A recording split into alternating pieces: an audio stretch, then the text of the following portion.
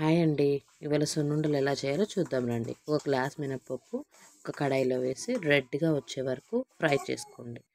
తర్వాత ఆ పౌడర్ని మినపప్పుని తీసుకొని మిక్సీలో వేసి పౌడర్ చేయండి. మరీ మెత్తగా కాదండి, కొంచెం బరకగా చేసుకోండి. మరి మెత్తగా చేస్తే నోట్లో చుట్టుకుపోయినట్టు ఉంటుంది కదా, కొంచెం బరకగా చేస్తే మనకి నోటికి తగులుతూ చాలా టేస్టీగా ఉంటుంది. ఆ పౌడర్ని తీసుకొని ఒక బాండీలో వేయండి.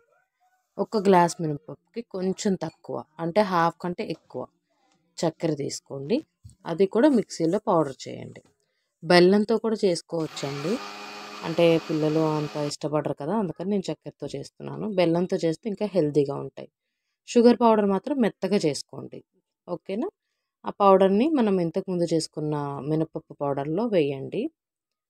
వేసేసి రెండు బాగా కలిసేలాగా కలుపుకోవాలి. మినపప్పు పౌడరు అండ్ ఇప్పుడు మనం చక్కెర వేసిన పౌడరు మొత్తం చక్కగా నీట్గా కలిసే వరకు కలుపుకోండి. ఓకేనా? మళ్ళీ సరిగ్గా కలవకపోతే ఒక చోట షుగర్ ఎక్కువైనట్టు, మినపప్పు ఎక్కువైనట్టు అలా కనిపిస్తుంటుందండి. చూడండి, చూసి కరెక్ట్గా మిక్స్ చేసుకోండి. తర్వాత ఒక ప్లేట్లో తీసుకొని కొంచెం కొంచెం నెయ్యి వేసుకుంటూ లడ్డూలు చుట్టుకోండి.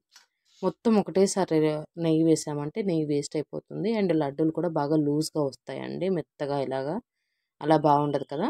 అందుకని కొంచెం కొంచెం నెయ్యి వేసుకున్నారంటే నెయ్యి వేస్ట్ అవ్వదండి, మనకు కరెక్ట్ కన్సిస్టెన్సీ చూసి చేసుకోవచ్చు. ఓకేనా? చూడండి, లడ్డు చూసుకొని చుట్టుకోండి.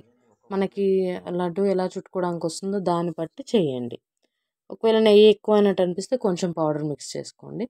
కొంచెం గట్టిగానే చేయాలి లడ్డూలు, మరీ మెత్తగా జారిపోయినట్టు చేయొద్దు అండి. కొంచెం చూసుకొని కొంచెం గట్టిగానే చేసుకోండి.